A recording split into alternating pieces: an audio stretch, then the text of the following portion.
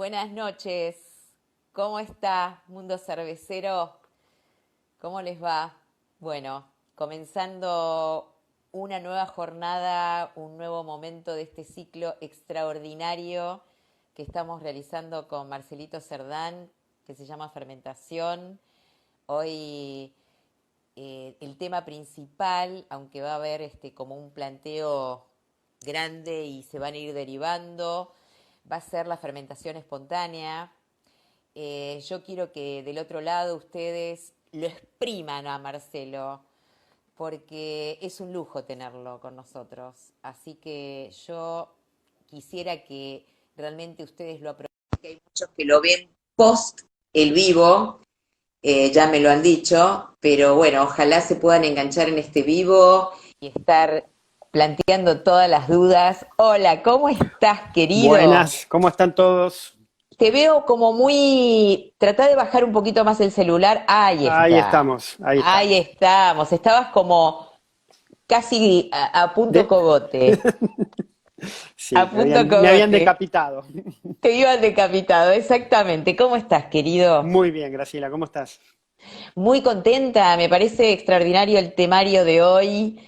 Es una especie de tendencia también, todo lo que vamos a estar charlando hoy, y me encantaría, como les estaba diciendo a los que se están enganchando, que puedan preguntar, que te expriman, que realmente te expriman. Yo sé que, vos sabés, Marcelo, que hay muchísima gente que lo ve post, ¿viste? Como pasa hoy con la televisión, que la ves cuando querés. Sí. Bueno, hay mucha gente que ve tu ciclo.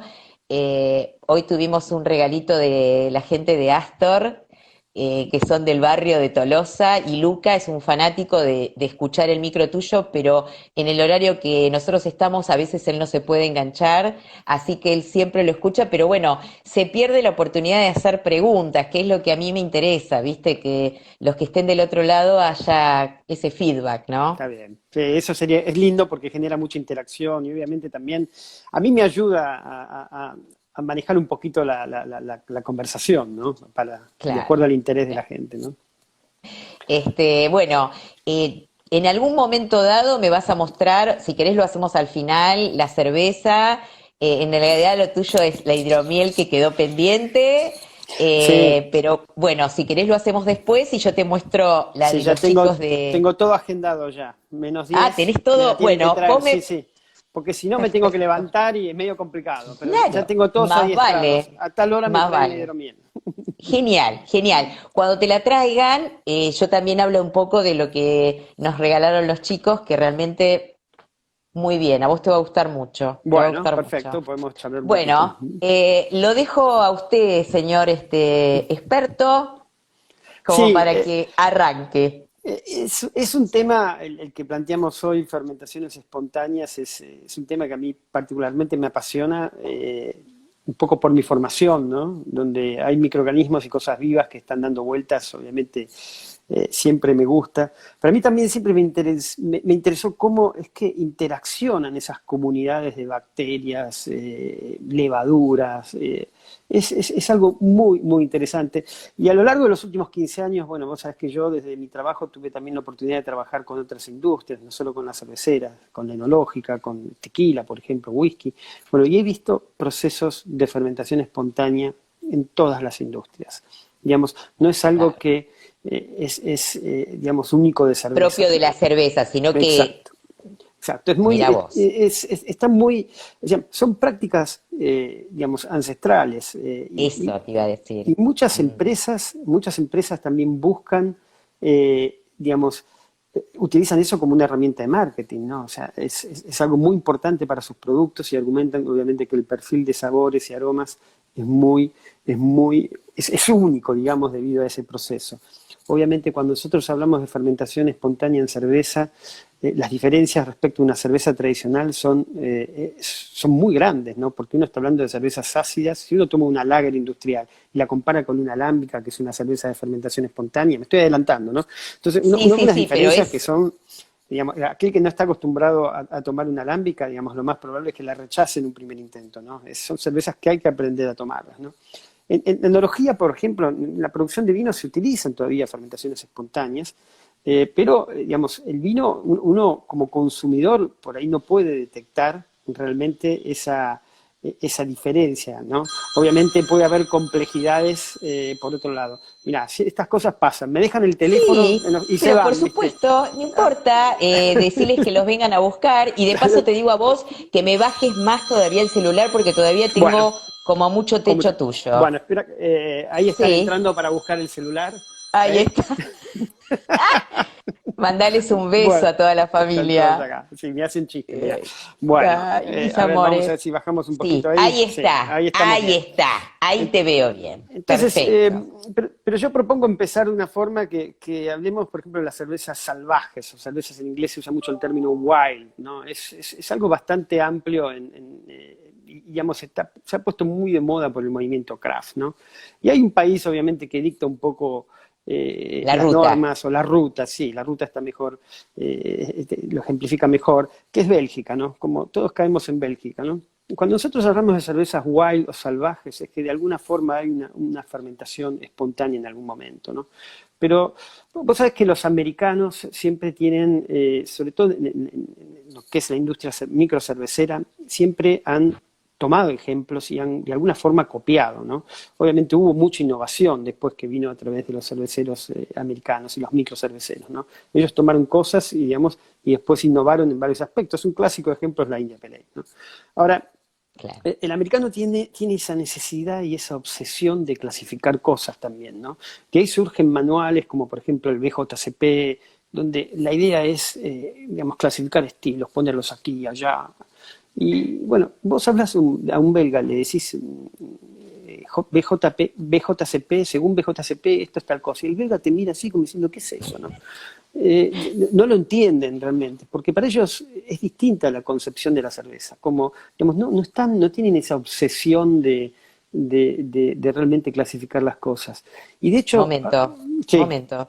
Quiero aclararte que tenemos dos presencias, tres presencias queridísimas.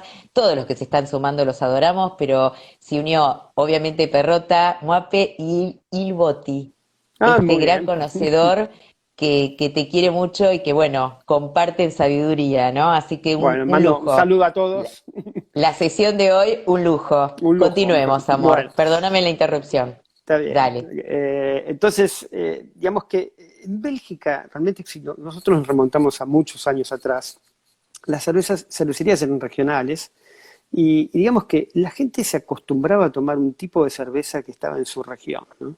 Y normalmente las cervecerías se dedicaban a hacer ese tipo de producto y había muchas cervecerías que eran monoproductos, ¿no? Era un tipo de cerveza que se hacía en esa cervecería y la gente tomaba eso y era la cerveza de la región, ¿no? Es muy distinto a lo que ocurre, por ejemplo, en Estados Unidos, donde una cervecería artesanal o de barrio o que está en una ciudad pequeña se dedica a hacer un abanico de estilos y trata de tener una variedad representativa de Claro. todo el mundo, ¿no? Y cuanto más variedad, mejor. Acá la cosa era distinta, ¿no? Y eso también permitió que, digamos, se perfeccionen algunas recetas, algunos procesos que utilizan fermentaciones espontáneas, ¿no? Porque no es tan fácil fermentar espontáneamente. Lo que uno tiene cuando uno fermenta espontáneamente es mucha variabilidad, ¿no? Pero digamos que con muchos años eso, digamos, se va obteniendo mayor homogeneidad en los productos, ¿no? Claro. Y acá es donde empezamos a hablar de lo que nosotros llamamos terroir o terruño, ¿no? Es fundamental cuando uno piensa en fermentaciones espontáneas, vincularlo al terruño, ¿no? Vos quizás me estoy adelantando mucho, ¿no? Pero yo mencioné que cervezas salvajes nosotros podemos dividir las aguas en dos partes. Están aquellas que son 100% fermentación espontáneas, ¿m? Que un claro ejemplo son las lámbicas. Están aquellas que son fermentaciones mixtas, que tienen una parte espontánea y una parte que el cervecero le adiciona levadura. Por ejemplo, Rodenbach. Rodenbach, ellos tienen un proceso cervecero normal, le agregan una levadura y Ujú. hacen la fermentación alcohólica. Pero después van digamos, a toneles de madera y ahí, digamos, dejan la cerveza por 2, 3 años, donde ahí hay una microflora que es endémica del lugar que va a trabajar. Claro, Eso es en forma claro. espontánea, ¿no? Y después tenemos, bueno, las cervezas wild salvajes, digamos, que son cervezas normalmente sour, con aromas no muy normales en cervezas que son comunes, ¿no? Esas que es lo que hace normalmente se hace en Estados Unidos, que lo que se trata de hacer es inocular determinadas bacterias, levaduras, para llevar a la producción de un determinado perfil, ¿no? Esas son cervezas inoculadas, ¿no? Hoy vamos a dedicarnos básicamente a lo que es espontáneas, ¿no? Como te dije, lo que es mixto, el claro ejemplo son las Red Flanders, después tenemos la Brown Oud Bruin, que son Me cervezas parece de que Bélgica. es ideal como para tenerlo ahí si hoy llegamos y si no llegaremos Si la no, es el próxima. tema de la próxima seguramente, ¿no? Exactamente. Y, Vayamos a estas, ¿no? y espontáneas, digamos, lo emblemático en el mundo de las cervezas son las lámbicas, ¿no? Digamos, eh, es muy importante entender el concepto de espontáneo, digamos, no es, como dije antes, no es exclusivo de la cervecería. El terroir es muy importante y el terroir hoy lo podemos ver, por ejemplo, en tequilas, por ejemplo. Casas Herradura, por ejemplo, en México, yo tuve la oportunidad de visitarlos, hablar con ellos. Ellos tienen un proceso espontáneo, ¿no? Claro. Después vos alguna vez, no sé si escuchaste hablar del pulque en México. El Ah, pulque es un fermentado a partir de la savia de una especie de agave. Digamos, eso se ah, fermenta naturalmente. Bueno, yo lo he probado, se prueba en unas tabernas, yo lo he probado en Ciudad de México, es esos lugares donde uno entra y lo mira todo el mundo como diciendo, ¿qué viene a hacer este forastero acá? Y te miran todos diciendo, y están mirando así en la mesa a ver qué vas a probar, ¿no? Porque realmente eso sí. Si a uno le parece extraño una cerveza alámbica, probar eso es una cosa increíble, ¿no? Eh, loco. pero, digamos, como dije, no es realmente lo exclusivo de cervecería, ¿no? Entonces, la alámbica tradicional, digamos, es una cerveza que, como dije, se fermenta espontáneamente, digamos, son cervezas que no son muy alcohólicas, normalmente se hace una maceración y en proceso de hervor que son muy prolongados, en general se originan con 12, 14 grados plato, en ese rango, normalmente terminan muy bajo, después voy a explicar por qué.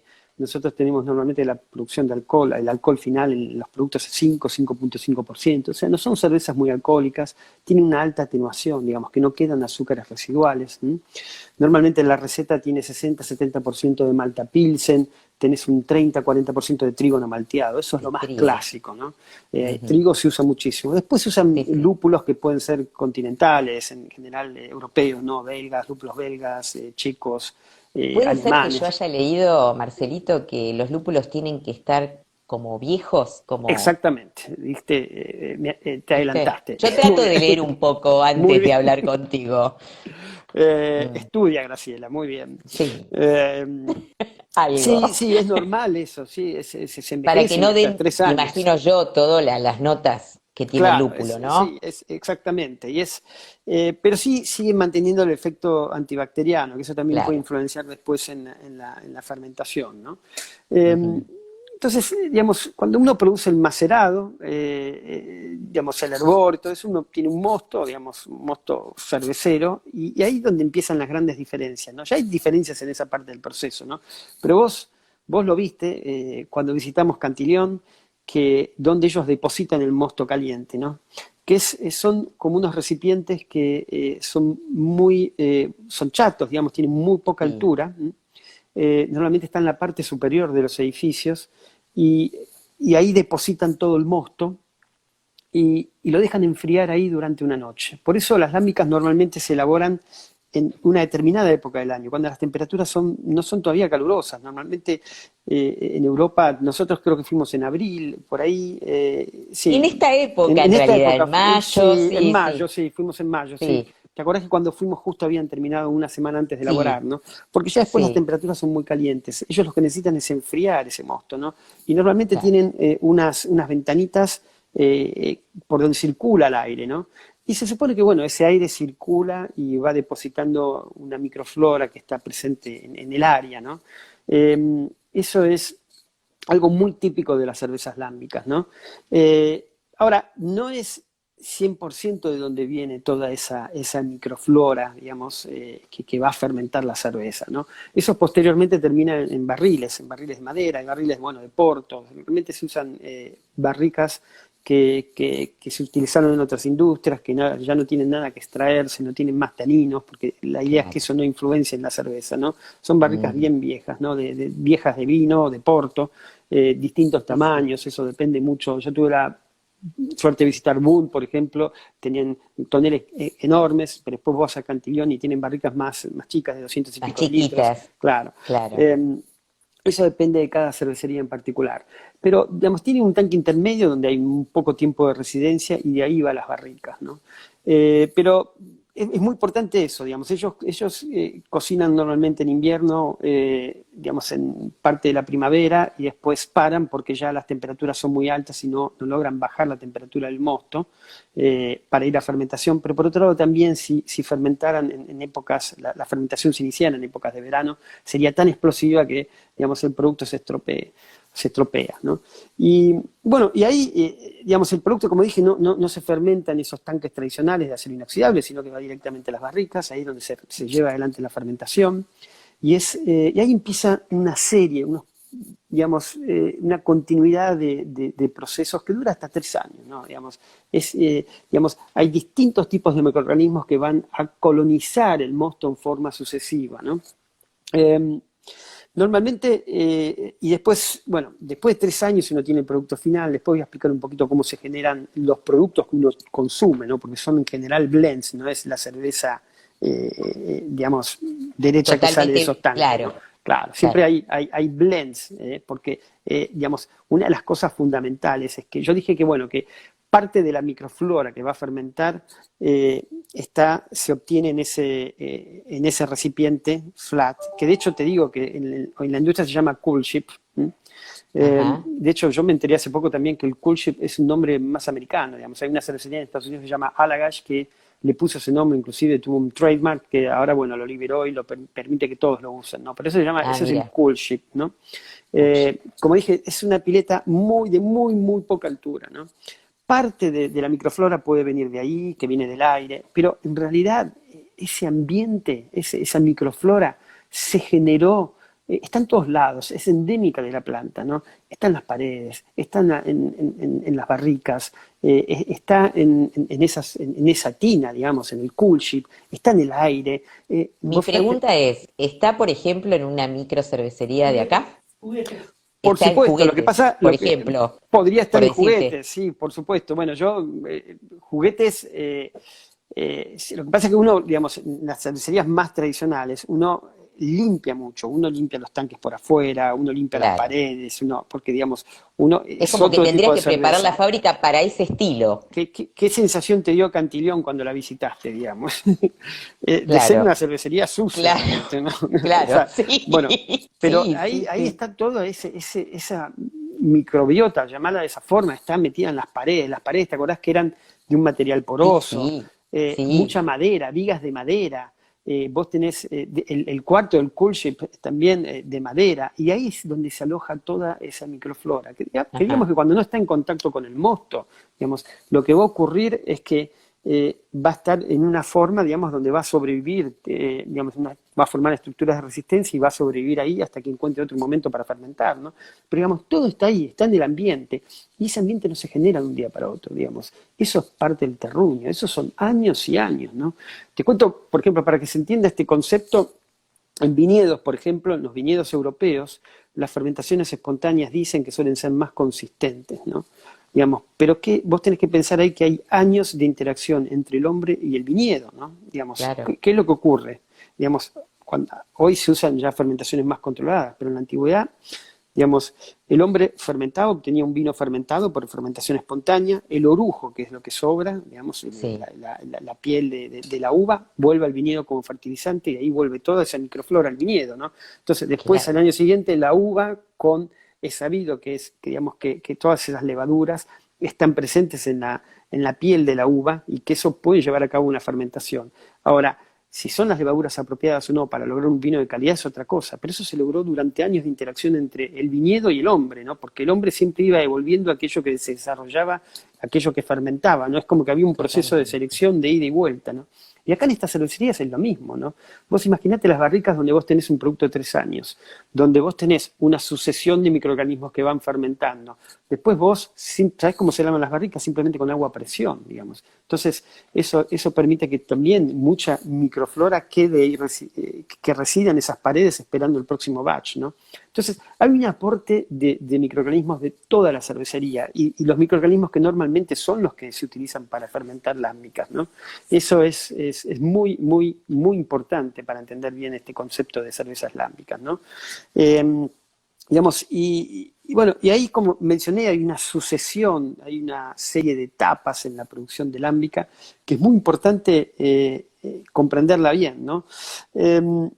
Vos sabés que la primera etapa es llevada adelante por un tipo de bacterias que se llama enterobacterias, ¿no? Enterobacteriaceae. Vos sabés que las enterobacterias son bacterias que se encuentran en el tracto intestinal de mamíferos. La podemos encontrar en materia fecal, ¿no? Y que vale la pena quizás parar un poquito acá porque realmente hoy hay ciertas discusiones con la Comunidad Europea, porque, digamos, vos sabés, una bacteria, una enterobacteria te puede causar el síndrome hemolítico en niños, ¿viste? Son bacterias que normalmente están asociadas a patógenos, ¿no?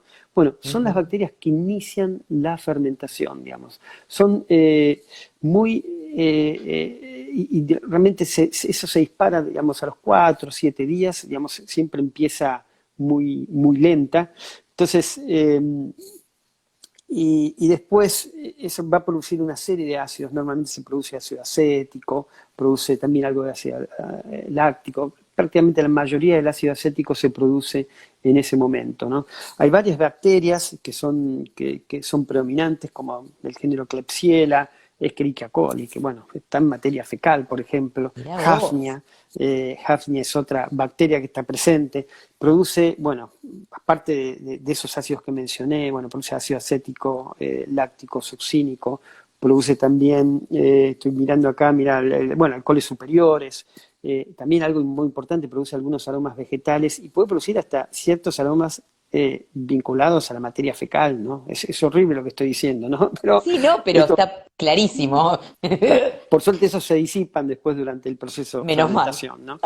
Pero, Sí. digamos, estos microorganismos son un poco agresivos, entonces colonizan ese mosto, digamos, pero van a bajar rápidamente el pH, rápidamente bajan el pH, ¿no? También hay algunas levaduras que actúan durante ese proceso. Básicamente, Canceniopora ovarum, que el sinónimo es Cloaquera apiculata, es una levadura que también está asociada al inicio de fermentación en vinos. Fíjate que se van repitiendo patrones, ¿no? No es en distintas industrias. Generalmente esa levadura que mencioné está presente en frutas, entonces es normal que se establezca también en estas plantas y que sea parte de la flora endogámica, de esa microflora endogámica de esa planta, ¿no? Entonces, digamos, esa primera fase es básicamente una fermentación por enterobacterias y hay algo de levaduras también que empiezan a producir algo de alcohol. Pero una de las cosas que ocurre normalmente es que esas levaduras y bacterias, principalmente las bacterias, van a bajar drásticamente el pH. Y eso es como la sentencia de muerte para este grupo de bacterias que son las enterobacterias, ¿no? Hay otro tema fundamental también. Estas bacterias degradan muchas proteínas. Se suponen que muchas proteínas que no son eliminadas durante el proceso de cocción son degradadas por estas bacterias y también consumen muchos aminoácidos, digamos, que le quitan nutriente a ese mosto, ¿no? Entonces, digamos, lo que dejan es un pH menor, más o menos baja de 5 o 5.1 a un poco menos de 4.5 o inclusive menos, pero eso, digamos, como dije, es la sentencia de muerte de este grupo de bacterias. Dejan un mosto pobre en nitrógeno porque, digamos, consumen muchos aminoácidos. Y eso hace que la siguiente fase, que es una fase alcohólica, ya es una fermentación alcohólica, digamos, empiece bastante más lento y sea bastante más lento, ¿no? Eso es lo que ocurre en la segunda fase. Ahora, hay algo importante que también te quiero comentar, que a raíz de mucha presión de la Comunidad Económica Europea, que digamos que no ve con buenos ojos el hecho de que haya en este ciclo fermentativo, digamos, no en el ciclo nuestro, sino en las Sí, sí, plantas sí. de lámicas, que haya este tipo de fermentación con enterobacterias, han estado insistiendo en que de alguna forma eso había que regularlo. Entonces, muchos cerveceros que producen lámicas decidieron pelear, digamos, no discutir mucho, decir, bueno, vamos a evitarla. Y es fácil evitarlo eso, digamos, lo que hacen es bajar drásticamente el pH, o sea, cuando uno genera un mosto después del cocimiento, lo que hace es bajar el pH, entonces, digamos, lo que las propias bacterias hacen en un ciclo normal, los cerveceros lo hacen, digamos, de alguna Más forma rápido. inoculando, más rápido, digamos, o inoculando un cultivo de bacterias que baje el pH o directamente agregando ácido láctico. Entonces, eso permite saltear esa fase de enterobacterias, que obviamente muchos dicen, bueno, no es tan importante desde el punto de vista aromático, pero yo no estoy tan seguro, ¿no? Porque produce casi todo el ácido acético que se produce en las lámicas, viene de esta fase, también hay algo de algunos compuestos aromáticos que se producen en esta fase, ¿no? Pero digamos, lo que ocurre es que al bajar el pH, entonces esta fase con enterobacterias se elimina y directamente va a la fermentación alcohólica con básicamente levaduras del género Saccharomyces, ¿no? Que son las que producen normalmente alcohol, ¿no? Eso es lo que ocurre con esta técnica, digamos, un poquito más moderna. Pero a la vez también recordar que las enterobacterias sacan mucho alimento, entonces ahora las condiciones son distintas, ese alimento está más abundante, entonces también esa fermentación alcohólica es un poquito más rápida, perdón. O sea, Claro. se producen algunos cambios en esa En el secuencia proceso. exactamente, ¿no? Entonces, como dije, digamos, esta fase, digamos, de enterobacterias da lugar después a una fermentación alcohólica. Esta fermentación alcohólica, digamos, empieza de 3 a 4 semanas. Las fases no son draconianas, digamos, empieza acá y termina acá, ¿no? No es así. Digamos, es como que hay cierta superposición. De hecho, hay un gráfico del año 96 que es muy famoso para explicar este tipo de fases y que muchos van a ese gráfico para poder ilustrar qué es lo que ocurre, ¿no? Pero hay en cierta forma una superposición de fases, ¿no? Entonces, digamos que cuando ya las bacterias las enterobacterias y las primeras levaduras que fermentan en la fase 1 empiezan a declinar, empieza a crecer Saccharomyces cerevisiae, eso es, y empieza ya la fermentación alcohólica, ¿no? En la primera fase de enterobacterias se consumen básicamente glucosa, estas bacterias normalmente consumen glucosa, que es la que está presente en el mosto, pero digamos no son buenas para consumir uno de los azúcares principales que está en el mosto cervecero, que es la maltosa. Para eso sí entran a jugar un poquito las levaduras que son, digamos, Saccharomyces cerevisiae básicamente, ¿no? Ahora, es muy increíble también. Para que tengas una idea, en esta fase se consumen, en la segunda fase, el 60% de los azúcares, digamos, ¿no? Básicamente, la mayor parte de los azúcares se produce ahí y casi todo el alcohol se produce en la segunda fase, ¿no? Digamos que aquellos azúcares que no se fermentan son aquellos que normalmente no son fermentados por las levaduras cerveceras tipo Saccharomyces, ¿no? Ahora, cuando hacen un relevamiento de especies que prevalecen en esta etapa, uno encuentra Saccharomyces cerevisiae, que es de esperar lo más común, pero uno encuentra también Saccharomyces pastorianus. Pastorianus, te recuerdo, es la lager. ¿Qué Ah, hace una claro, lager ahí? Si uno piensa claro. realmente cómo se originó la lager en Baviera, que fue producto de una hibridación entre Saccharomyces cerevisiae y Eubayanus, la pregunta es cómo terminaron las pastorianos ahí. Y eso se explica muy bien. ¿Qué viste en Cantillón, aparte de cerveza, por ejemplo? ¿Qué has visto? Eh, Gente. Aparte de, claro, Gente, personas y, gente y gente, claro, gente que claro, camina y trae claro, levaduras y claro. trae bacterias, trae de todo y entra Sí, por sí, ahí, estaba todo pasa. invadido. Claro, Todos entonces, los salones estaban claro. invadidos. ¿Cómo llegaron estos tipos de microorganismos? Probablemente de esa forma, la misma gente lo ha traído, o quizás alguien trajo alguna lager no filtrada, no pasteurizada en algún momento, y eso, pero digamos, de alguna forma llegan, ¿no? Pero Claro, y lo increíble es que, bueno, vos sabés que durante, habíamos hablado que normalmente se producen antes del verano la cerveza. Acá claro.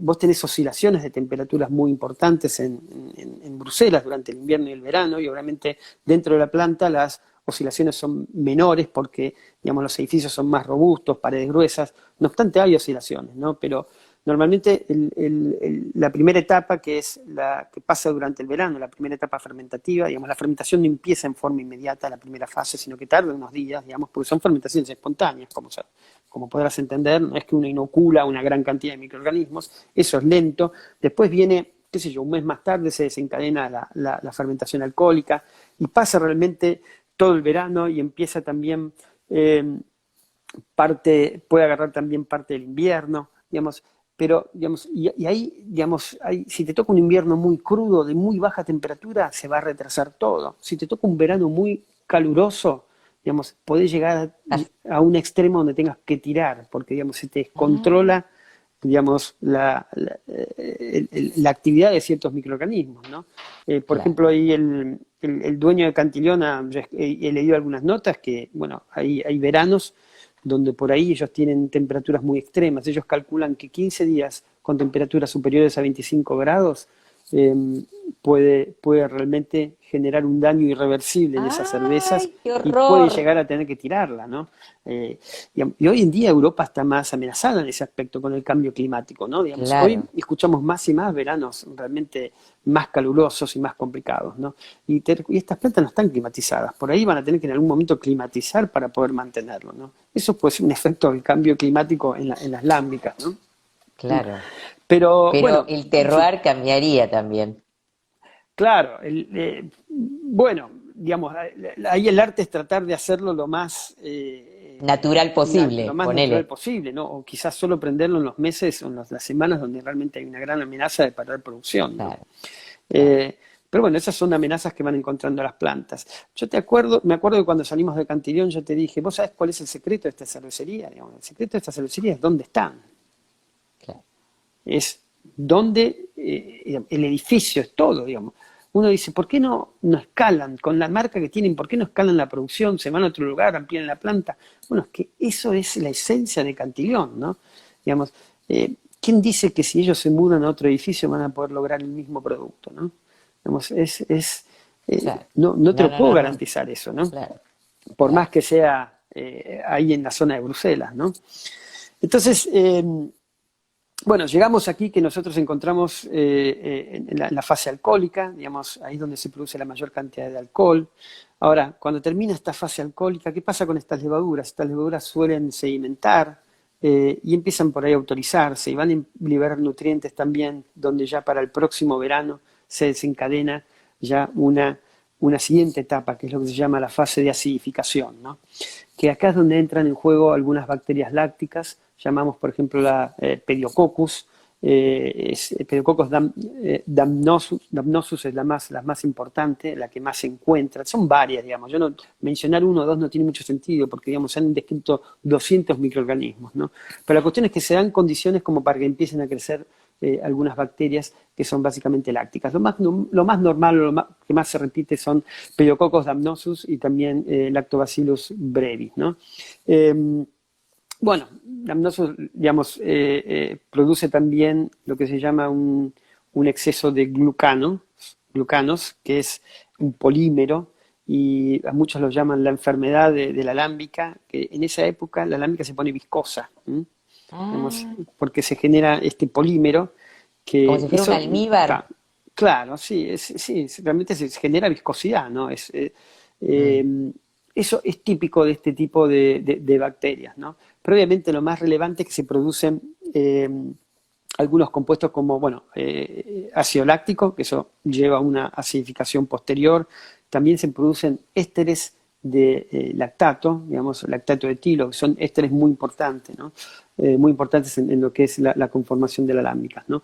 Pero digamos, ¿de qué se nutren estas bacterias? Obviamente se nutren de de la autólisis de las propias levaduras, de la fase anterior, que eso va a aportar algo de nitrógeno, pero también hay todavía azúcares residuales. Te recuerdo que todavía quedan las dextrinas por fermentar, ¿no? Entonces tienen algo de carbohidratos todavía sobre el que van a ir trabajando, ¿no? Entonces, y después ya empieza alguna fase de una tercera, una cuarta fase que, digamos, ahí es donde empiezan en juego las famosas bretanomices, ¿no? Que ya algunos la identifican como una fase de maduración, ¿no? Que es una fase normalmente más prolongada. Terminado ese verano, digamos, ya pasó más de un año y pico desde que se produjo, digamos, te recordamos que se produjo antes del verano 1, se pasa claro, el verano 1 con la parte de enterobacterias y también parte del otoño con la fermentación láctica y en el próximo verano se desencadena la fermentación bacteriana, la fermentación láctica, digamos, en la fase de acidificación. Cuando termina ese verano, bueno, con los primeros fríos también se apacigua esa fermentación, pero aparte toda esta viscosidad empieza a desaparecer. Y claro. también empieza de a poquito una segunda fermentación alcohólica que ya está mediada a través de Brettanomyces. Brettanomyces bruseliensis es el que también es sinónimo de quera, ¿eh? Pero muchos se refieren a de quera, pero lo que hace es, Brettanomyces digamos, vivir de esos azúcares que las Saccharomyces no pudieron fermentar anteriormente, básicamente las dextrinas, digamos que le dan el golpe final a la cerveza, digamos, fermentan todo tipo de carbohidratos, ¿no? Y son fases prolongadas que pueden tardar 12 meses, hasta 15 meses, ¿no? Son levaduras que actúan muy lentamente, pero obviamente producen una serie de aromas que son muy particulares, producen etil-lactato, también producen algunos ácidos orgánicos, pero también producen etilfenoles, vinilfenoles, que son muy particulares, producen ese aroma muy clásico de las lámbicas y de muchas cervezas belgas que llamamos horsey, o sea, a caballo, a cuero, digamos, Caballo, heno, que de hecho, claro, exacto, que de hecho muchas veces en enología eso es odiado, ¿no? Bueno, claro. la presencia de Pero Brett, eso es típico, claro. eso es típico en ese tipo de productos, pero le da ese carácter final, ¿no? Entonces, digamos, y prácticamente después de 3 años, digamos, donde tenemos una cerveza que está, perdón, me estoy olvidando una parte también, Aromas a cuero están diciendo sí, también. exactamente, cuero, muy bien. Sí, muy Entonces, bien. en esa etapa, digamos, uno tiene también la acción de una segunda también acción de bacterias, también de normalmente Pediococcus, y también lo que forman las Brettanomyces es una película en la superficie, porque digamos que eso, digamos, uno va perdiendo volumen durante la fermentación y empieza a haber una capa de aire en los barriles, ¿no? Normalmente en enología, cuando eso ocurre, o mismo en destilería, se vuelven a llenar los barriles para mantenerlo a tope. Pero acá esta capa de Brettanomyces, digamos, lo que hace es, funciona como aislante, digamos. Ellos van a tomar el oxígeno, Brettanomyces va a tomar el oxígeno, pero va a evitar un proceso que si transcurre o se ocurre, digamos, termina por estropear todo el trabajo de 3 años, que es una fermentación acética, ¿no? La fermentación acética es producida por bacterias acéticas, requieren oxígeno, digamos, lo que hacen es transformar el alcohol en ácido acético, digamos, es el proceso que nosotros conocemos más avinagramiento, no sé si Sí, sí, es sí. correcto, ¿no? Pero es la producción de vinagre, digamos, se echa a perder, ¿no? Ujú. Digamos, eso se trata de evitar. De hecho, vos sabés que las lámbicas no tienen gran cantidad de ácido acético, digamos, tienen algo de acético, pero no se caracterizan por una cantidad enorme de ácido acético, como por ejemplo puede tener, o vos podés degustar en una Rodenbach, ¿no? Donde el acético es un componente muy importante, ¿no? Las lámbicas no tienen mucho ese tipo de acidez, ¿no? Eh, entonces, bueno, es muy importante las Brett en este proceso. También en esa última etapa también hay algunas bacterias lácticas que también van a crecer, ¿no? Pero bueno, hablando un poco de las Brett, hoy hay trabajos que indican que hay 22 compuestos claves que se han identificado, que producen las Brett. Por ejemplo, tenemos ahí etilfenoles, vinilfenoles, son muy ricos, muy importantes en la producción de ésteres, etil-lactato, como mencioné antes. Son claves realmente en ese proceso que lo llamamos como la etapa de maduración, el golpe final de las lámbicas, ¿no? Entonces, bueno, ahí llegamos después de 3 años, ¿no? Y la pregunta es, ¿qué hacemos con este producto, no? Porque, digamos, un producto fermentado de 3 años, digamos, no tiene dióxido de carbono. Perdón, Sí, perdón, ¿se puede encontrar, yo cuando aparecen preguntas, porque hasta ahora están todos, yo me los imagino así, como estoy yo, escuchando, ¿entendés? Dice, ¿se puede encontrar en lámbicas aromas a queso? sí, sí, bueno, sí, hay varios, por supuesto, sí, sí, sí, sí. Y hay algunos ésteres que también que sobre todo se pueden producir, por lo que estuve investigando también en la fase alcohólica y mismo por Saccharomyces, ¿no? En esa etapa también se pueden producir algunos ésteres a partir de algunos ácidos grasos que son de cadena media, ¿no? Es posible. Los caproatos, etilcaproato, ese tipo de ésteres, ¿no? Puede ser que eso sí se pueda. Y de hecho también respecto a la primera fase, que es la de las enterobacterias, vos sabés que hay muchas enterobacterias que son claves en la producción de aromas de determinados quesos maduros, ¿no? Mira. Entonces, bueno, también se pueden asociar un poquito a esa etapa, ¿no? Como sabes, es todo muy complejo, digamos, ¿no? Bueno, retoma porque yo te corté ahí No, en... no, pero está bien, está perfecto. Ah, Entonces, bueno, la cuestión es que yo tengo al final de esos 3 años, tengo una alámbica, una cerveza alámbica. Ahora, ¿se toma alámbica o no? Yo realmente fui muchas veces a Bruselas, más que nada por trabajo, y solo una vez pude tomar una lámbica real, ¿no? No lámbica así como sale de la barrica, ¿no? Obviamente son totalmente, bueno, creo que probamos también con vos, Graciela, sí, probamos con vos muy también difícil, sí, sí, muy sí, sí, difícil. la probamos con Mirá vos, que me a mí acuerdo, me dos gustan veces, las sí, ácidas, me gustan las sours, me gustan los blends, como hemos claro, probado, la probamos, pero la de Cantillón sí. Bueno, me pero ¿te acordás costó, en Delirium que nos trajeron como un sachet, sí, digamos, que sí, no tenía dióxido de que no carbono, tenía, nada? Claro, eso era claro, alámbica pura, digamos, esa la es la, exprimían en el sachet esa es la alámbica que sale de las barricas, ¿no? Y obviamente son claro, productos más difíciles de tomar, ¿no? Son productos más difíciles, ¿no? Ahora, pero no es muy común encontrar una alámbica pura, no, no es común, así, digamos, claro. digamos, lo que se hace es, lo más común, los productos más tradicionales son la Gueuze, que digamos es una mezcla de alámbicas de distintas edades, ¿no? Eh, digamos, vos tenés, normalmente vos tenés Lagose, se dice Lagose. Gueuze, no, Gueuze, Ah, es Dios. Gueuze se escribe, digamos, Ah, sí. perfecto, perfecto. Es, digamos, que mezcla alámbicas de distintas edades, ¿no? Te recuerdo que la Ah, alámbica de 3 años no tiene azúcares, no tiene nada. Entonces, si yo la pongo en una botella, no va a recarbonatar, no va a formar dióxido de carbono, a no ser que yo le agregue azúcar, ¿no? Pero bueno, lo que hacen es blends de alámbicas de distintos años que, o sea, le agregan una alámbica de 1 año o 2 años, depende. que esa ya es más dulce Claro, que tiene comparado. azúcares residuales y eso Claro. se va a refermentar en la botella. O sea que una vez Ah, ya puesto en la botella, la Guinness necesita un tiempo también para generar ese dióxido de carbono, ¿no? Eh, acá entonces, están diciendo la Odd Goose. Guinness, sí, Están re atentos, tanto ¿eh? atento, sí, sí. Sí. Eh, ¿Leva Esperá, recomendás para un guarda en botella? momento. Muy bien, A ver, lee, léeme, perfecto. Marcelo, ¿qué Dale. leva recomendás para guarda en botella? Bueno, no sé si esto se refiere a las lámbicas o a cervezas de fermentación espontánea, que es el tema. Bueno, ahí, digamos, no, eso ya viene con, digamos, parte de la microflora que viene de cuando uno mezcla una Guinness, uno mezcla una Guinness joven con la Guinness ya de 3 años, ¿no? Entonces, Claro. esa Guinness joven trae la microflora que va a permitir la refermentación. Ahora, si es para una guarda, una cerveza común, digamos, si uno quiere, bueno, hay levaduras que son específicas para refermentar, que tienen ciertas particularidades. Fermentis tiene la F2, ¿no? La SAF No, Ale F2. dice levas secas.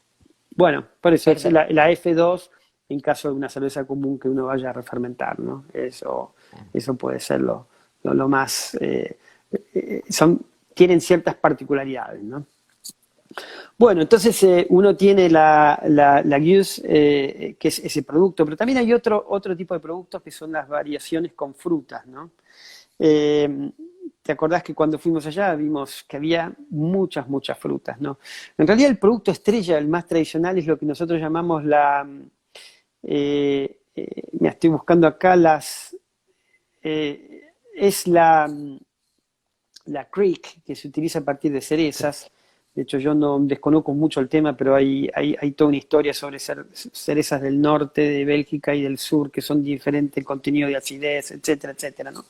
No sé si también recordás en Cantillón cómo ellos realmente hicieron hincapié en que agregaban Sí, y cereza, agregaban tanto, fruta. exageradamente Exagerante. cantidad. Nosotros agregamos fruta, Sí, bueno, porque está sí, permitido la adición de extractos, ¿no? Y de hecho claro. uno tiene hoy en Bélgica, digamos que es una gran controversia, ¿no? Uno tiene, no son muchos los productores de lámbicas, ¿no? Pero uno tiene los que son tradicionales, que siguen un poco la tradición de Cantillon, digamos, no agregan azúcar, no agregan nada, digamos, cuando utilizan fruta, usan fruta pura, digamos, normalmente la cantidad de fruta que agregan es no puede ser menos del 10% y no puede ser más del 30%, en el caso de las cerezas es hasta un 25%.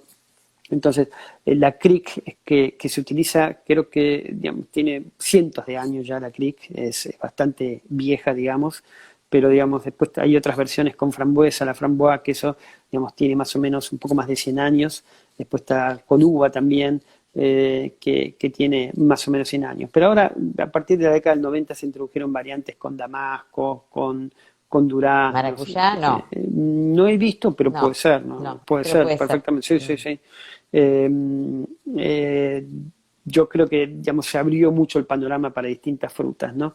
Y en ese caso particular, digamos, uno toma la lámbica y la mezcla con fruta y la fruta es la que aporta el azúcar que va a llevar a Claro. cabo la refermentación, ¿no? Bueno, y ahí es donde uno encuentra una gran diferencia entre plantas. Por ejemplo, hoy, por ejemplo, nosotros tenemos, vos sabés que las grandes corporaciones también ya llegaron a las lámbicas, ¿no? Bellevue, por ejemplo, es de ABI, de InBev. Después tenemos Mort Subit, que pertenece a Heineken. Y normalmente hay versiones más comerciales de lámbicas donde le agregan azúcar ya al producto final, son más dulces. Inclusive yo he probado, a mí me gusta mucho la Cric personalmente, y he probado muchas Cric que parecen que en vez de cereza tuviera un jarabe de cereza, ¿viste? Medio como antibiótico, ¿no? Pero bueno, Ah, son cervezas más acá te comerciales. preguntan, ¿en qué momento agregan las frutas? ¿En qué momento agrega la fruta? Eso se agrega ya antes de hacer con el blend final, digamos, ¿no?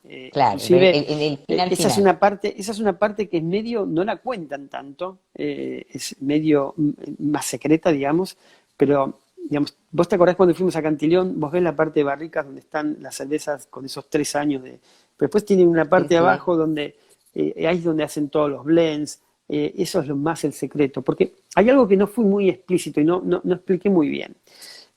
Yo dije que la microflora que lleva a cabo la fermentación espontánea está dada básicamente por el ambiente, las paredes, el coolship, pero después es muy importante también el aporte de las barricas, ¿no? Las barricas se limpian simplemente con agua a presión y ahí queda mucha Microflora microflora anterior, residente, ¿no? De hecho, claro. normalmente hoy se sabe que Brettanomyces puede ir hasta 8 milímetros dentro de la madera y depositarse ahí y estar bien protegido, ¿no? Entonces vos simplemente con un lavado agua a presión no lo eliminás, ¿no?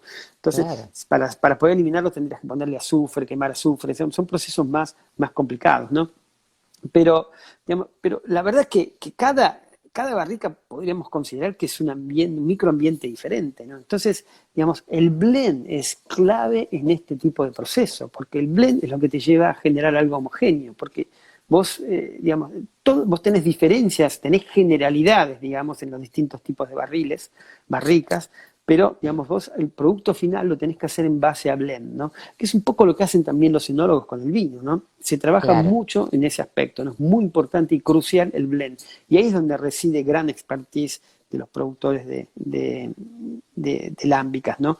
De hecho, también esto viene muy interesante porque, bueno, nosotros tenemos algunas cervecerías, por ejemplo, Boone, que hace el proceso tradicional, digamos, que no endulza productos, nada, son más estrictos al respecto. Tenemos Cantillon, Girardin, tenemos Treefonteinen, esos son son productores que son más tradicionales. Después vos Claro. tenés algunos que son más modernos, donde sí pueden tener productos endulzados, que tenés Bellevue, que es de ABI, Mort Subit, que es de Heineken, Lindemans, Timmermans, tenés que ya se ayornaron un poquito más y buscan productos un poquito más amigables al consumidor, porque a la larga terminan siendo productos ácidos que no todos le dan bienvenido, ¿no? Y esas son justamente las cervecerías que más se expandieron comercialmente, ¿no? Las más tradicionales son aquellas que están más al estilo Cantillon, ¿no? De hecho, vos sabés que Cantillon es la única que está realmente en Bruselas, ¿eh? En el centro de Bruselas. Todas las demás están en los suburbios, ¿no? Y están cerca de lo que se llama el Valle del Río Sen, que no es el Que Siena, por ¿no? ahí surge, ¿no? De ahí sale el ámbica de una región que se llama así, ¿no? Claro, todas esas Claro. cervecerías están, digamos, están cerca en esa zona del Valle del Río Sen, ¿no? Uno en Bruselas no lo ve porque es un río que está entubado, pasa por abajo, no es como el Siena en París, digamos que uno que uno lo puede que lo disfrutar, acá ves, está claro. entubado, pero bueno, en las afueras sí, ese río está, y de hecho de hecho yo tenía acá un grafiquito que creo que Boone está al lado, pero no mucho más que eso. Eh, Estoy buscándolo y bueno, como siempre cuando busco algo no lo encuentro. Acá está, por ejemplo, Boone es la más cercana, ¿no? Después Cantillón también, pero está entubado por ahí, digamos, no lo vemos, sino que está entubado. Claro. Pero por ejemplo, para que tengas una idea, Girardin es de 1845, Timmermans es de 1692, Ah, Lindemans empezó como en 1822, pero en 1930 realmente se dedicaron a producir más Guinness y también Creek. Después tenemos Boone, que es más moderna, de 1978. Y yo hablé también de estos productores, pero ¿sabes qué? Hay mucho también, porque yo hice mucho hincapié en el blend, ¿no? Blend es muy importante. Están lo que llaman los blenders, que no producen la lámbica, sino que compran lámbica y son los que generan blends, ¿no? Está, por ejemplo, Tilting, que es muy conocida, Decam, Hansens, Udversel, son todas cervecerías que compran, de hecho Udversel le compra a Boom, digamos, todas cervecerías que realmente no producen cerveza, sino que hacen los blends. Y eso también es común en Europa para la industria enológica, ¿no? Es muy, muy común, ¿no? Entonces, básicamente, vos fíjate lo que te mencioné acá, que es muy importante para las lámbicas. Terruño es muy importante, terruño es muy importante. Vos lo que tenés en una cervecería no lo podés traspolar, pasar a otra, digamos. Te puede llevar años en generar esa identidad de una cerveza lámbica, ¿no? El blend es muy importante. También son procesos muy tradicionales que todavía están dependen mucho de las condiciones ambientales, digamos. Es muy importante eso, ¿no? extraordinario, extraordinario. Bueno, vamos a invitar a los chicos que tengan más preguntas, porque en realidad fue una información atrás de la otra extraordinaria que yo me quedé así, porque no se puede creer lo que significan estas cervezas que imagino lo complicado fuera de esos ambientes, o como vos decías, si vos limpiás, que es lo principal para que una cerveza de otros estilos no se contamine, es imposible llegar a una alámbrica. Entonces, tendría que tener dos lugares, Bueno, dos lugares vos sabés separados. que los americanos realmente se preguntan siempre, un poco por lo que dije al principio, la idea es copiar, ¿no? Digamos, ¿se puede Claro, copiar o no se puede copiar? Vos sabés que es muy claro. interesante que también es que, digamos, cuando uno genera acá me traen la Abril, me trae quiere saludar, quiere Ah, aparecer en cámara. hola hermosa. Qué cosita que es, qué Bueno, cosita. bueno, entonces Bueno, estamos, momentito, vamos a sí, hacer un marquito. sí. Nos quedaron pendientes, más allá de las preguntas que puedan hacer, y si no, que revisen de nuevo el vivo para el próximo Lúmenes y las hagan. Nos quedó pendiente todo el tema de la fermentación por inoculación, que tiene que ver con las cervezas salvajes. Sí, Eso lo podemos poner para el lunes que viene, sí, junto a otras cosas como, qué sé yo, la goce también podríamos hablar, no sí, sé, yo diría que quedaron, por ahí la semana y que viene blend, podríamos hablar de fermentaciones fermentación mixtas, mixta, claro. claro, un poco para hablar cómo son estos procesos con cervecerías como Rodenbach o East Flanders, West Flanders, creo que es muy interesante también ese tipo de cosas, ¿no? Antes de que me expliques en detalle la hidromiel que tenés Mm. en tu... Acá me está diciendo, la fermentación espontánea puede ser nociva para la salud, los borregos de Lenzi. Borregos de Lienzi. Sí los conozco, es un grupo de cerveceros de zona norte, creo que también habían hecho una pregunta la semana pasada. Bueno, qué bueno que están activos, ¿no? Qué Bueno, bueno. un poco mencioné, digamos, que hay una controversia ahí respecto a la presencia de enterobacterias, ¿no? Vos sabés que hay muchos patógenos dentro de esa familia que, bueno, por eso hay cierto, la Comunidad Económica Europea manifestó cierta preocupación y de hecho instigó o puso mucha presión sobre los cerveceros lámbicos para evitar esa fase de enterobacterias, ¿no? Y de hecho muchos lo aceptaron acidificando el mosto, como yo dije Sí, anteriormente, para evitarlo, ¿no? agregando, agregando, metiendo mano. Exacto, sí. Sí, acá te dicen, las fermentaciones alcohólicas que se generan en las distintas etapas, ¿cómo son distinguibles? Las fermentaciones, perdón, alcohólicas Alcohólicas, de las distintas etapas. Bueno, en realidad hay dos etapas donde hay fermentaciones alcohólicas, digamos dos. Al final de la primera etapa, digamos, cuando empiezan, digamos, como yo dije, no es draconiano, no es que termina una fase y empieza otra, ¿no? Sino que hay claro. superposición, ¿no? Entonces, cuando declina la fase de enterobacterias, empieza la fase de Saccharomyces cerevisiae, ¿no? Digamos, son levaduras más clásicas que nosotros conocemos más dentro del proceso cervecero. Acá tenemos Cerevisiae básicamente, y Pastorianus y Uvarum. Son levaduras que se utilizan mucho en la producción de bebidas. Acá se producen alcohol, ésteres, es todo ese tipo de aromas, ¿no? Ahora, la segunda es la fase con Brettanomyces, ¿no? Que ya es más hacia el final, ¿no? Es una segunda fermentación. Hay diferencias porque hay una plétora, digamos, una cantidad de aromas diferentes que se producen con Brettanomyces, pero también se produce alcohol. Pero en ese caso lo que usan son azúcares residuales, digamos, que son las dextrinas. Las Brettanomyces tienen glucoamilasas que lo que hacen es degradar dextrinas, entonces generan más azúcares que pueden ser fermentados. Eso hace que la alámbica después, al final del proceso, no tenga ningún tipo de carbohidrato, no tiene carbohidratos residuales, ¿no? Pero además hay Qué bueno. básicamente dos etapas donde se produce fermentación alcohólica, ¿no? Te cuento que los chicos de Astor nos llevaron regalitos, nos trajeron regalitos y los chicos hicieron digamos, el estilo es como si fuera lo de Catarina Sauer, que es el estilo que surgió en Brasil, Bien. pero ellos las llaman Tolo Sour porque el barrio nuestro es Tolosa. Entonces Sí, es la Tolo Sour con notas de maracuyá excepcional. Mirá el color que tiene, no muy sabes bien. Está los aromas, tentadora. y está, te digo, cercana al estilo que estamos hablando hoy, ¿no? Porque tiene determinados patrones, obviamente no de una alámbica, pero sí de algunos de estos blends que estuviste nombrando, Bueno, ¿no? seguramente Donde tiene la fruta una aparece, la acidez, sí. acidez, Bueno, ahí te toca como este, comunicadora, Grace, es promocionar en el mundo la Tolo Sour. Me parece la que Tolo ya Sour, es un pero no estilo que sabes va directo al qué, BJCP, ¿no? el aroma, vos no sabés, es maracuyá que lo tengo acá, es una Muy, delicia, aparte no es muy alcohólica obviamente, suave, fresca, riquísima, mirá que yo no era de estos estilos y me estoy copando. Vos tenés que ver también, ¿eh? Vos bueno, tenés sí. que ver, porque me decías, probá esto, Bueno, o probá sea que yo aquello. soy fanático de la Sour, Sí. especialmente las belgas. Realmente es un tema que me gusta mucho y me gusta mucho disfrutarlas, ¿no? Pero Bueno, bueno, vos tenés ahí una yo tengo hidromiel acá de una hidromiel. tu Mirá, mirá el colorcito. creación. Sí, no sé si se ve bien. Acá está. Parece un Sí, color de vino blanco. Ahí está. exacto. ¿Sí? Es una hidromiel, digamos, acá usé una miel bastante clara. No sé la procedencia realmente, pero sí una miel bastante clara. No te puedo decir si era de alfalfa o algo en especial, pero dice algo bastante interesante. Le agregué un dry hopping. No, fue una Ah, fermentación bastante lenta y le hice un dry hopping con citra.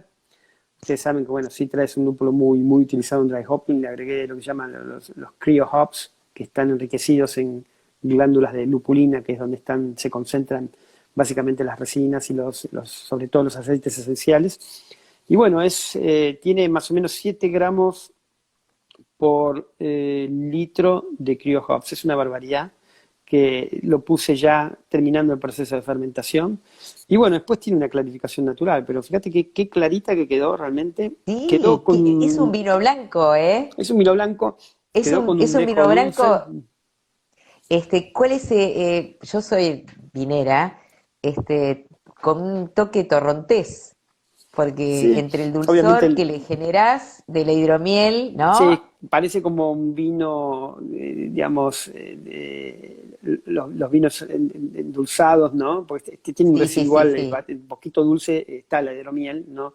No la Pero dejé el secarse lúpulo me... completamente.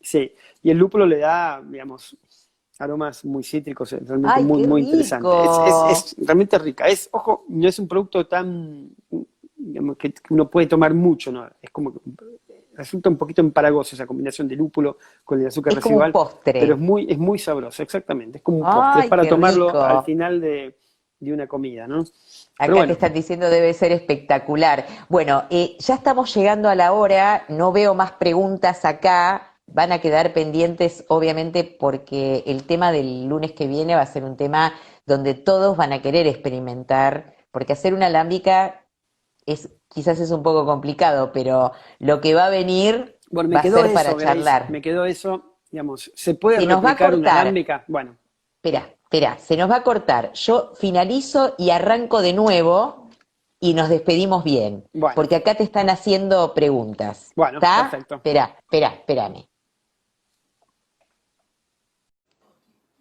Ahí estamos otra vez con Marcelito Cerdán, que seguramente se va a volver a reconectar conmigo y ustedes también para poder ir cerrando el ciclo de hoy que les comento. Para los que no se engancharon temprano, tenía que ver con fermentación espontánea. Principalmente estuvimos hablando de las lámbicas.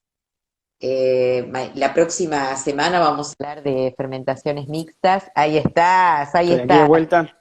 Ahí estás y se van enganchando, ¿eh? Ta, ta, ta, ta, ta, Ta, ta, ta. ta, ta. Hubo una pregunta que se me pasó, así que si pueden volver a preguntar, háganlo.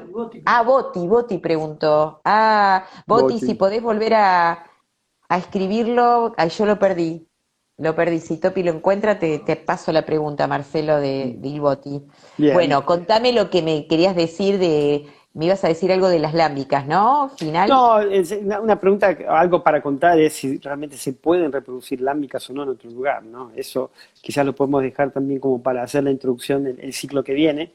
Qué Eh, interesante. porque es interesante hacer el análisis, ¿no? Digamos, se van logrando cosas muy, muy interesantes, ¿no? Pero hay ciertas diferencias, porque, digamos, y quizás podemos hacer hincapié en la próxima charla, que, digamos, hay que recordar que los que hacen lámbicas son especialistas en lámbicas, ¿no? Entonces, y tener una cervecería lámbica implica un problema financiero, ¿no? Porque vos tenés que tener un producto ahí parado durante 3 años, ¿no? Pero lo dejamos Claro, para el próximo son ciclo, 3 años. ¿Se Acá te están puede? preguntando si en Buenos Aires se pueden hacer. Bueno, Bueno, esa gran pregunta, me encantaría responderla ahora, pero vamos a estar 1 hora. Yo diría que eso, vamos a estar empezamos con esa claro. pregunta, empezamos con esa Vamos a empezar, pregunta, exacto, exactamente. me Sí. encantó, me encantó. Bueno, il Boti no, lo perdí y Topi acá que me está asistiendo, no lo tengo, no encontramos Qué la lástima. pregunta, pero Bueno, pero lo vemos la sí, próxima vez porque también. todo lo que te pueda preguntar il Boti es enriquecedor, Es más corta ya porque me va totalmente. a poner en problemas el último. ¿Cómo? Algo del color de la hidromiel. Sí. Eso te estaba, algo con Mira, respecto a eso. es un color de Acá Chardonnay. está. No fue pregunta, le decía a Marcelo que ese med no es de alfalfa porque es muy cristalina, debe ser de otras flores, de trébol. Puede ser, la verdad que puede ser. Que la Realmente yo miel puede no. ser de trébol y no mirá, y porque vos sabés que él es Sí, lo sé, es un realmente un experto. gran productor de hidromiel, Y Bragot, hace sí, sí, maravillas. sí, sí, sí. Me quedé con la espina en la garganta, te lo digo a vos, Silvoti, porque no pudimos ir a filmar el lugar donde las haces, porque hasta que no fueran todos los chicos de juguetes, y yo quisiera filmarlo 300 veces, no me dejó, así que quedó pendiente eso, Silvoti, Te con están, mi te dedo están encarando, acusador. Boti. Mi dedo acusador. Bueno, Marce, para Bueno, mí cada encuentro con vos realmente es un aprendizaje, sos extraordinario, súper didáctico y bueno, me parece que sumamos muchísimo para este mundo que tanto amamos, ¿viste? bueno, Todo lo educativo y desde este lugar así distendido, con charlas espontáneas como la levadura y fermentaciones que se hablaban hoy, ¿no? sí, Salvajes y espontáneas. exacto. Bueno, un gusto nuevamente. Bueno, Quedaron vamos a temas hacer para la próxima, la comentamos. foto. Hacemos Bien, la foto. Yo trato de no, yo termino siempre en primer plano, perdón, ¿eh? Espera, puede fallar. ahí está, Pero no, hoy ahí. estoy. Ahí está, ahí está. Perfecto. Bueno, bueno, Bueno, te quiero un montón, Marcelito. igualmente, El lunes que viene a las 20 horas nos volvemos a encontrar con este ciclo de fermentación que tanto queremos. Un Salud, placer. Saludos a todos. salud. Chao.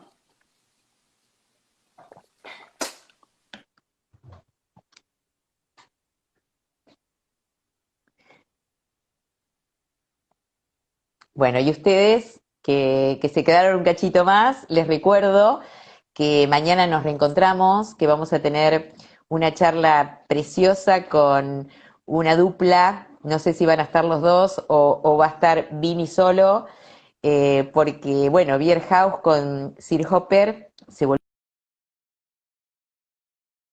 una increíble trilogía de Way to Hops, o sea, un camino al lúpulo. Allí van a estar presentando estas locuras lindas que hacen y que realmente terminan siendo